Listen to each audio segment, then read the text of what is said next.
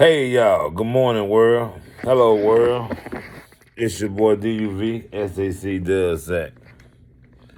And I'm gonna come on here real quick and briefly just to address a couple of things. I know y'all done heard by now I'm out of town on assignment up here in Peoria, Illinois. But my heart and mind is in Holly. As you can see, I'm in Hollywood all day, every day. Holly Springs, representing. But some things up here that got me trouble while I'm up here, man. I'm checking out the City Hall special meeting on renaming the school. I'm checking out all the chaos about softball. I'm checking out Mayor about here you're stepping down, and there's allegations he's on other boards that governs Marshall County that we need to look into, that I'm gonna be speaking toward. And then I'd like to speak on our soldier, our sister from Holly, Ida B. Well and Burnett. So let's start off first. Mayor and the board. The mayor and the board. Every time I think they done got it together, they show me they still need work. Still need some work. What I witnessed the other night on that video, what happened Tuesday night was just a crime and a shame. It was shameful to see such rhetoric being spewed into a city official meeting. And the world can see us, y'all. We on the World Wide Web. I'm way up here in Illinois checking us out. It's sad. I would think in the 8th month,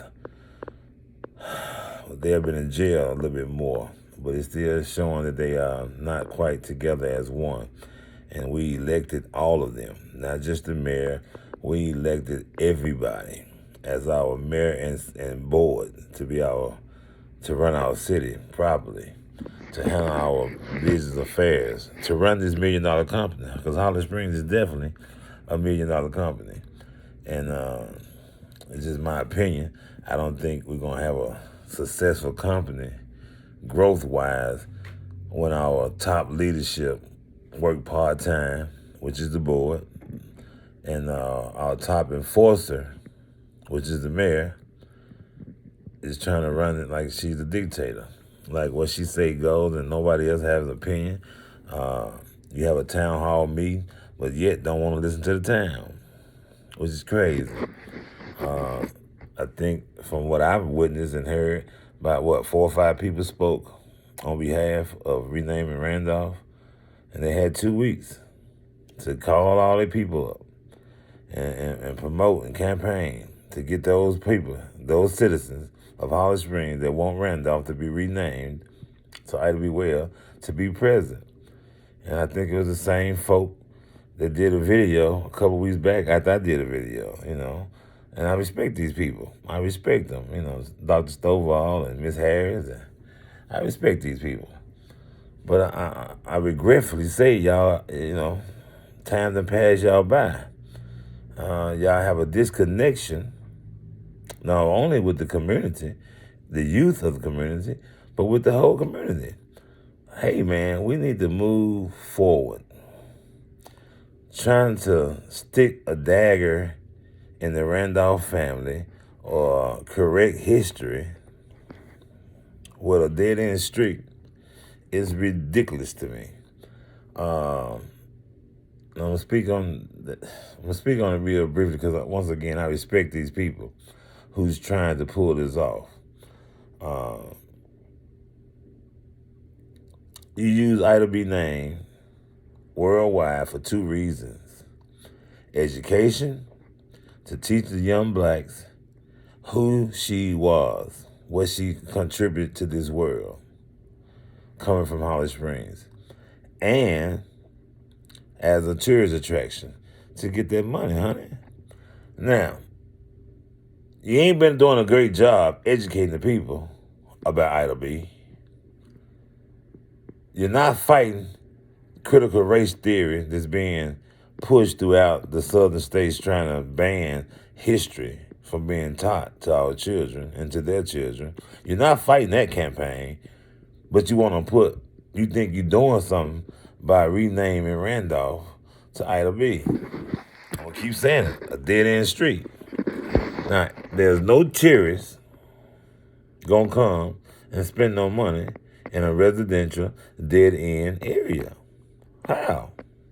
Stop it. And if you think you're going to draw them in to come to Ida B. Well Street, come to the Ida B. Well Museum, and then spirit over into the community and spend some money, then that's why you backward. That's why you got a disconnection. Because it's like putting Ida B. statue on Main Street and expecting Beale Street to eat off of it. It's just backwards thinking. Damn it. It's crazy. It's crazy. And if you think the only way to make a significant statement is to have the museum sitting on the street, further let me know you outdated and have a disconnection. It's crazy. It's a good idea, you know. In theory, it sounds good in theory. Ida B. Well Museum should be sitting on Ida B. Well Street. In theory, that sounds good. But you already got the museum up. And there's only one, my bad, y'all. There's only one street over. It's Memphis Street where all the businesses are. It runs there through the heart of the town.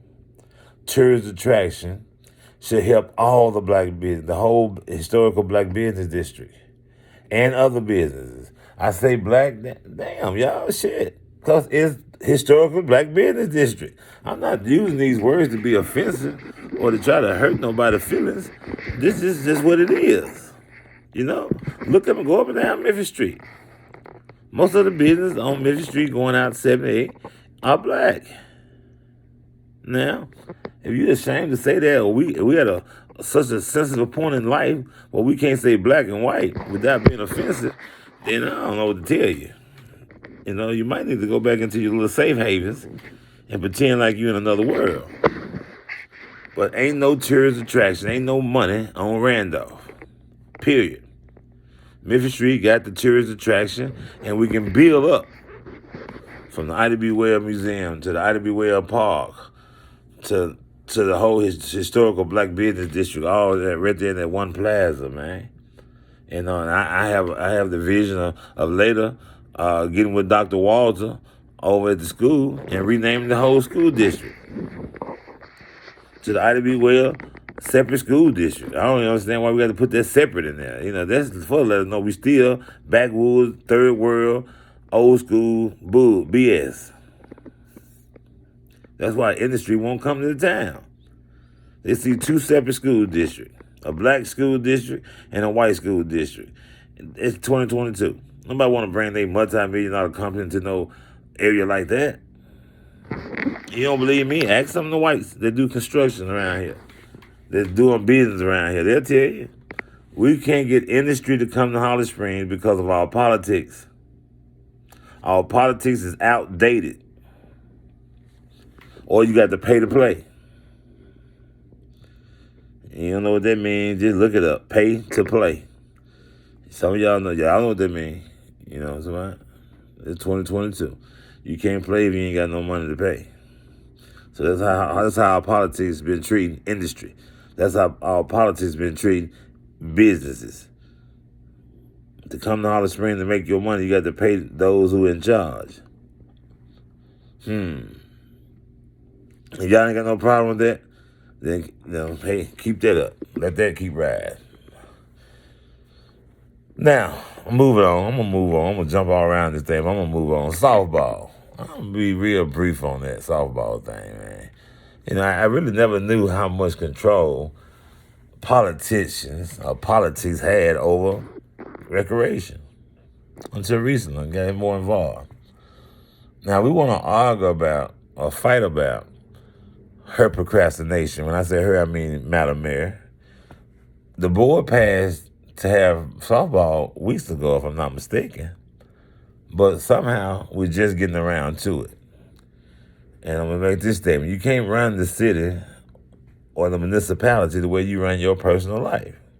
Now, you might procrastinate in your personal life, but we expect, as citizens, we expect the government, state, local, state, and federal, damn near be perfect. Y'all make the damn laws. Y'all make the rules. Handle that. Do your job. Now, recreation. Think back a couple weeks back, y'all, around Christmas time, when I went to the board and we was asking to do the New Year's Eve celebration countdown.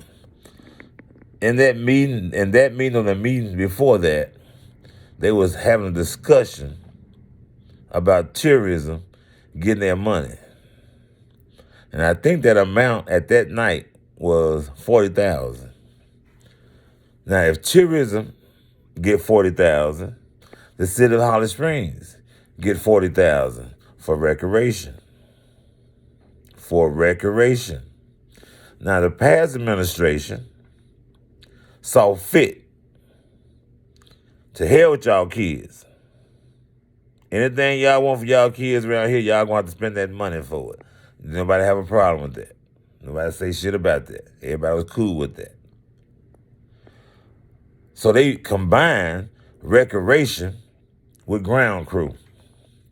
So they were paying salaries and other things, cutting grass with this recreation money. This coming from the 2% sales tax on all burgers and all burgers down on the south side and all lodging. It's called tourism. You get a 2% sales tax on that. That money comes back into cash for us to spend in our community for tourism, for throwing events, and for recreation. Now, if I'm not mistaken, the last time I heard of tourism budget for the year, it was something like $170,000, maybe close to $200,000. So if tourism getting $200,000, the city of Holly Springs getting $200,000 for recreation. Not to cut no grass only, not to pay salaries only, but for our kids, for our children, recreation, for the parks and things of that nature. You know, after school, computer classes, mentoring, things of that nature. We eating bad food, we eat fast food all the time, which in turn 2% sales tax go on that come back to us to help ourselves, help our kids. But when you don't know, you just don't know.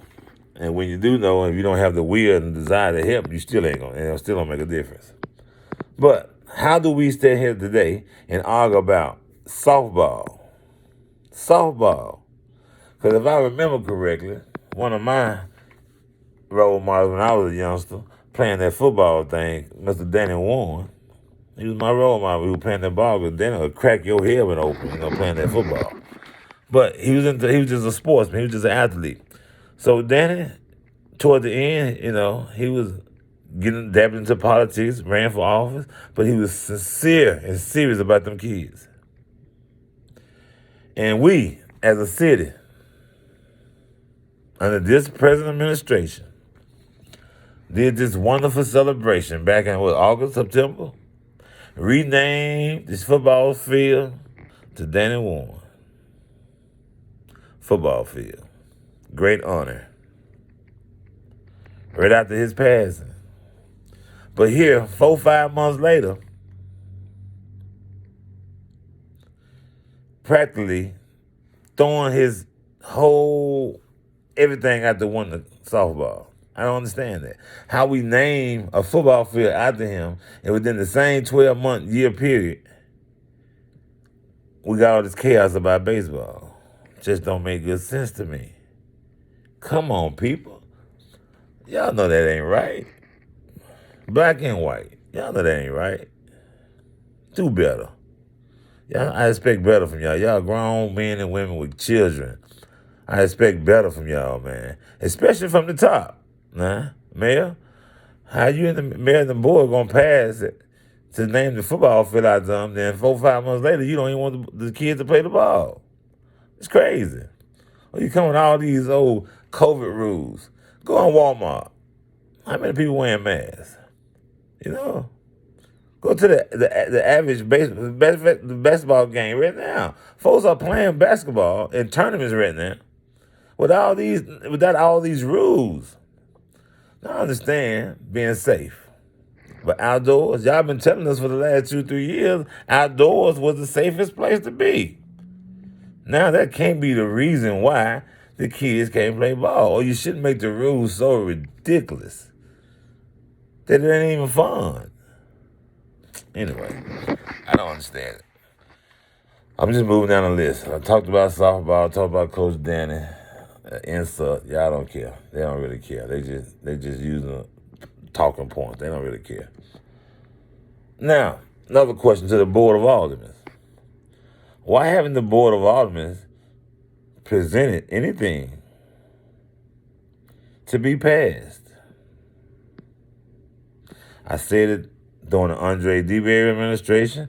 I said it for 8 years during the Buck administration. And I'm not going to let up because it's the first black woman either. No. Why haven't the Board of Aldermen presented anything to be passed by them that's for the people? Y'all get paid too now. Y'all got power too. And I said it last administration, in 8 years, the only 2 things they came up with, and y'all gonna think I'm tripping because who I'm about to say, but it's just facts. It's just true.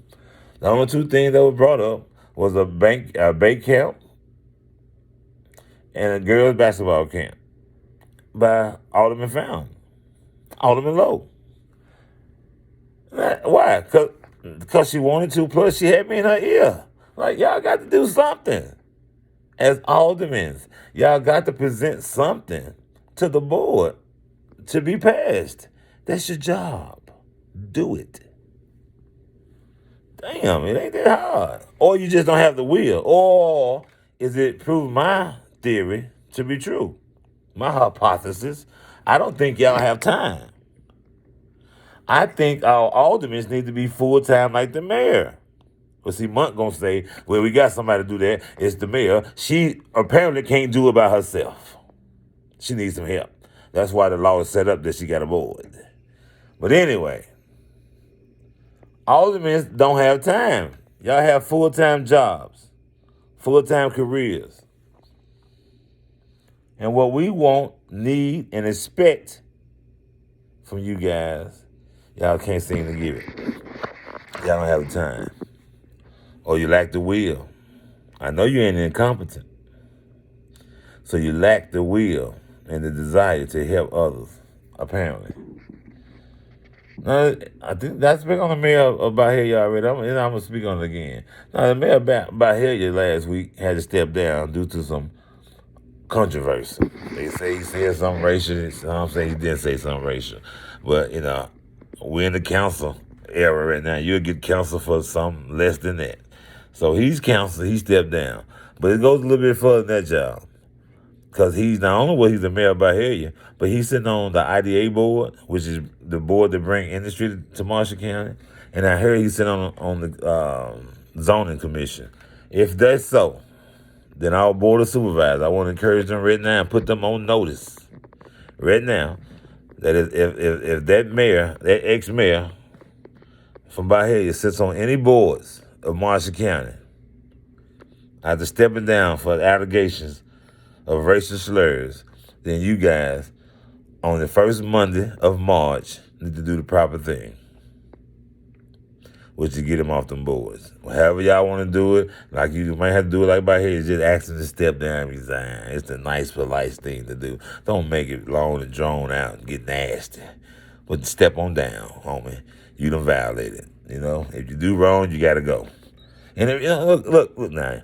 And I'm not in the business of hurting people. I'm not in the business of hurting nobody's paycheck or think they don't need their jobs. I'm in the business of accountability. Look at me. I'm a black man. And my whole entire life, I've been held accountable for what I think, for what I do. And sometimes y'all even so bold and godly enough to tell me my intent. So damn it, if I have to be accountable, I'm going to hold everybody around me, especially those who get the tax money from me. Y'all got to be held accountable, baby. Point blank and period. Board of Aldermen, Board of Supervisors, do the right thing. Get rid of him on all boards, period. And he shouldn't be, and he put it on his record. He shouldn't be able to rule or govern in that capacity or work in that capacity ever again. Probably too damn old anyway. Don't retire. Draw down. Everybody trying to get to retirement said, old folks, they want to stay in office. Damn. Now, last but not least, I'm going to go and wrap this thing up. I've been on here about 20 minutes now. Wrap this thing up, man. Because there's a lot of false allegations out there about me. DuvSac, president of the NAACP, you need to do something with his hair. Don't get mad at me because this is the closest to blackness you ever seen. You know what I'm talking about? Don't get mad at me because y'all ran the NAACP for 30, 40 years. God bless her soul. But people didn't even know we existed. Huh? Don't get mad at me. Because I'm about 2 inches from calling state on all you lifetime members that's around here spewing all this old hatred in your hearts. I'm going to ask state and national, what do a sitting president do about lifetime members standing in the way of progress? We down here fighting nothing but lifetime members. Y'all on every board. Y'all in the way. All you lifers, either get with it or get on somewhere. Y'all supposed to be somewhere guiding us. But instead of guiding us, y'all out here hating on us. Talking about what I'm going to do with my appearance. I'm going to keep looking good and fabulous. That's what I'm going to do. While you keep hating. Now, I'm going back to Sister Ida B. Well. And they swear I did this for some personal gain. Everything I done said for tourism, for the black business district, historical, and for the city. Everybody gonna eat off the tourist attraction coming to Holly Springs, coming down the main strip and coming through town. Everybody can eat off that. How is that selfish? What selfish is being demoted, your job been reassigned to somebody else, and you hanging around blocking progress. That's selfish. Selfish is coming up with an idea that might sound good at the time. Ida B. Well Museum sitting on Ida B. Well Street. Sounds lovely. But after putting careful thought into it, you had to realize that ain't no tourist going to be able to come down this street nowhere. Damn it, you can't even park. I heard the mayor in her little spirit about we shouldn't settle for the black side of town or we shouldn't go through the back door. How else can you get to the damn museum? You cannot park on Randolph and take a picture. No parking. You're going to get a ticket. So that's how we're going to treat our tourism. We're not going to get the money from them. We're going to charge them, give them tickets for parking on Randolph or parking on Ida B because it's no parking zone. Shut up with all that old foolishness. Man. And then they want you to have you to believe that I'm hating and they love Ida B. Well, if you love Ida B so much, then why did you hire her granddaughter, Miss Tawana? You hired her in October. Effective immediately. She's the new director of the Ida B. Well Museum. I think that's the most beautiful thing y'all have done or could have done was bring her bloodline back to town to run the museum. Now when you giving to the museum, you giving to the blood. That she got the blood of Ida B. But let me let y'all in on a little secret. While we in a meeting Tuesday arguing about what street to rename Ida B. Well, her granddaughter is reaching out to the NAACP, me with all this old nappy-ass hair, asking for assistance. I said, assistance for what? Madam, because I respect all my all that deserve respect, I respect it. So I said, what you need assistance with? Apparently, the Ida B. Wells Museum board and former director who's cutting up all this chaos about DuvSac. Y'all got this woman in town since October. First, you got to tell her she got to raise her own money so she can get paid. Then she raised the money, and y'all don't want to pay the woman. Yeah, I said it. Y'all got this woman in town charging her $1,000 a month rent. Now, when I tell y'all what she said, it's going to really blow y'all minds. But you charging her $1,000 a month rent. She got to raise her own salary. Then she does exactly what y'all asked her to do, and now you don't want to pay her. But you want me to believe, you have the public to believe, that y'all care so much about Ida B, so Randolph need to be called Ida B. Well. And DuvSac them just hating over there with that Memphis Street bullshit. Really? Now I'm going to tell y'all the biggest whammy of all this. She stays in Mel Buck's house on 78. She'll be on Ida B. Well Boulevard. You know, on 78 where Buck stay at. Now that's one I don't even want to say Mel Buck, but I'm going to say it anyway because I respect the position. Mel Buck house. She stay in Mel Buck house. Now he's somewhere else charging this lady $1,000. Now this is a lifetime member of the NAACP. Buck is. He's a former president of the NAACP. And Ida B. Well is a founder of NAACP. You see the irony in all this? We arguing about a street name. Her blood in town to run the museum can't get paid from the very people who's telling y'all they love Ida B. I'm going to let y'all sit on there for a minute. I'm out of here. I love y'all.